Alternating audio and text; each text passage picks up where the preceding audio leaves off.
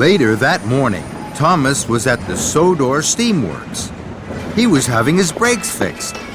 Thomas liked the steamworks. There was hustle and bustle, sparks and spanners. It was lively and friendly.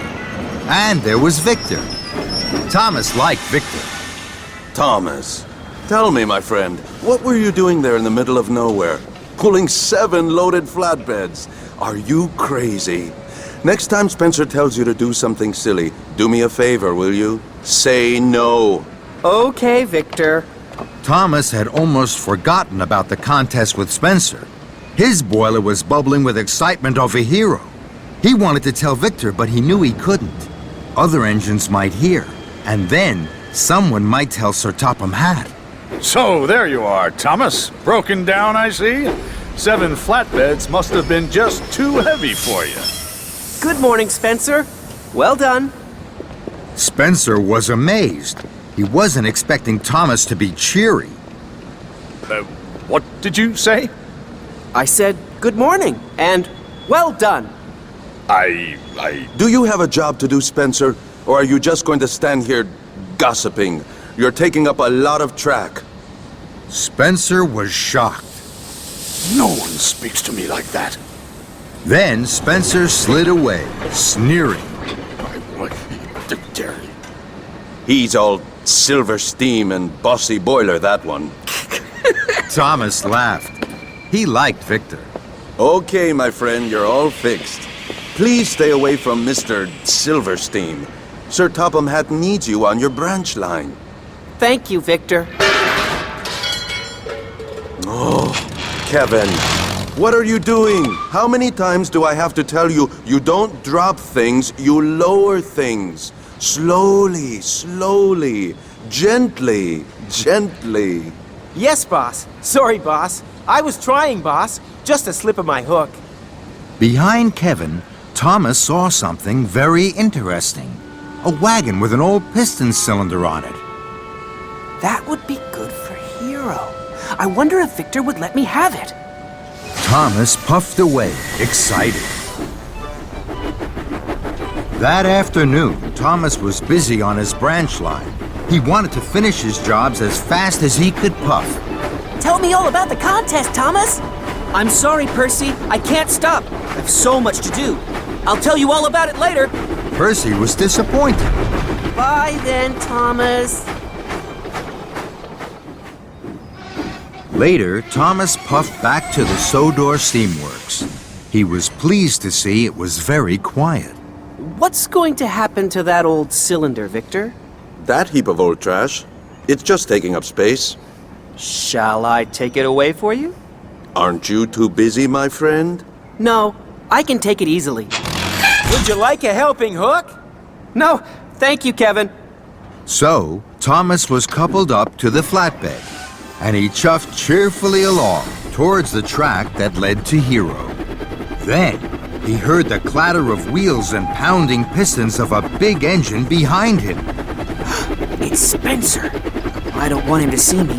He'll wonder what I'm doing with this old cylinder. Thomas huffed and puffed as fast as he could towards the siding. His boiler bubbled as he slowed to a stop.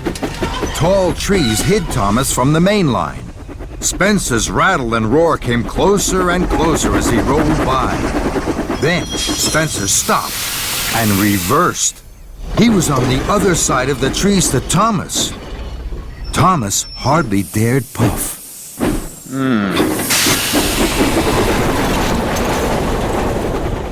Bust my buffers! That was close. Hiro was very happy to see Thomas. Thomas's engineer and his assistant unloaded the old cylinder.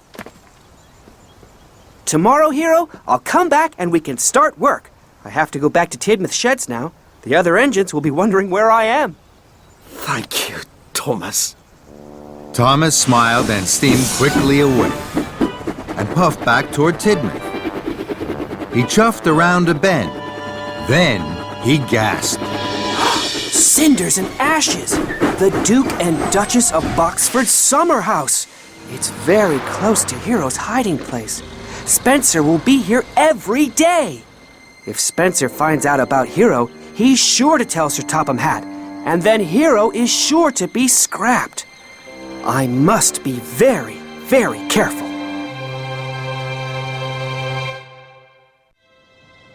That night, Thomas told his friends all about his contest with Spencer. He was going to tell them about Hiro, but Sir Topham Hatt arrived. Tomorrow you will all have a very busy day. Your jobs will start especially early. So, Thomas, don't puff round the island pulling heavy loads or any other silly ideas. I need really useful engines, not really broken ones. Yes, sir. Now, Thomas didn't dare tell his friends about Hiro. Sir Topham Hatt had spoken. No broken engines. The next day, Thomas had a very busy morning. But he wasn't happy. He wanted to be with Hiro. Just then, Percy puffed up. You look worried, Thomas. What's the matter? Thomas looked at his best friend. He always told Percy everything. I've found the oldest engine on Sodor. His name is Hiro. Bust my buffers! Where? I'll show you later, I promise. He needs us to look after him. Will you help me? Of course I will, Thomas. What can I do? Please will you take this flatbed of farm machinery to Farmer McCall for me? But what shall I do with my mail cars? Leave them somewhere safe, somewhere right off the track. Later, you can deliver the mail. Now I must chuff away to Hiro as quickly as I can. Percy was excited. He was happy to help Thomas. Percy had puffed a long way. He was on tracks he didn't know. He was looking for somewhere to hide his mail cars. Must find somewhere right off the track. My cars must be safe until I get back. This is the perfect place to leave my cars. No one will find them here.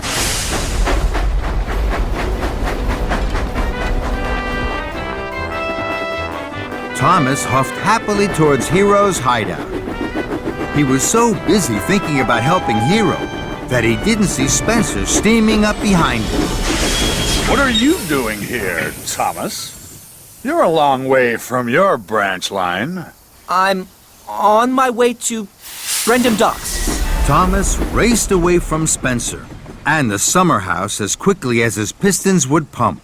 This is very strange. Very strange indeed. Thomas didn't dare chuff to Hiro until much later.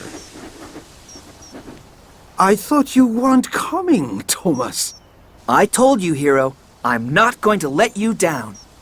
Then Thomas's engineer and assistant engineer opened their toolboxes and started work. Soon, Hiro's piston rods were in place. I'll come back with more parts for you, Hiro. Thank you, Thomas. Please don't get into trouble for me. I'm an old engine. And I will make you new again. Bye, Hiro.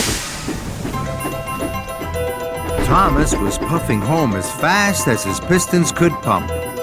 He was late. He had to puff past the summer house. Thomas, you're up to something, aren't you? Thomas didn't answer.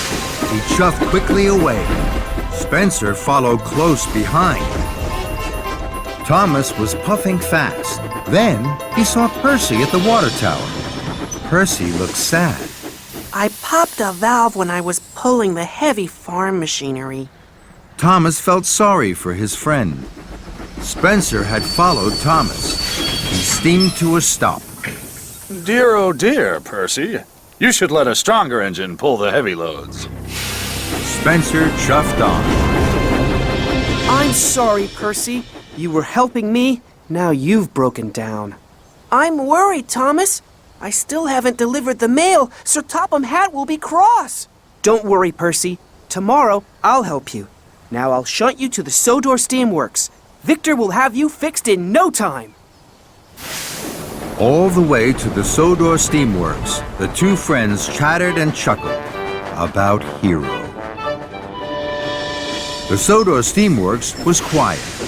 Victor was very surprised to see Thomas puff in with Percy. Flaming fireboxes! What's happened now, my friend? I asked Percy to pull my special for me. His valve popped. Why didn't you pull it yourself? Because Because he... Oh! Kevin! Slowly, slowly. Gently, gently. Sorry, boss. Just a slip of the... Hook. I know. Then Thomas saw the old parts. He knew Hiro needed them. He knew he would have to tell Victor about Hiro. Victor, I need your help. We need your help. I'll always help you, my friend. What is it you need? So, Thomas told Victor about Hiro. Victor was amazed.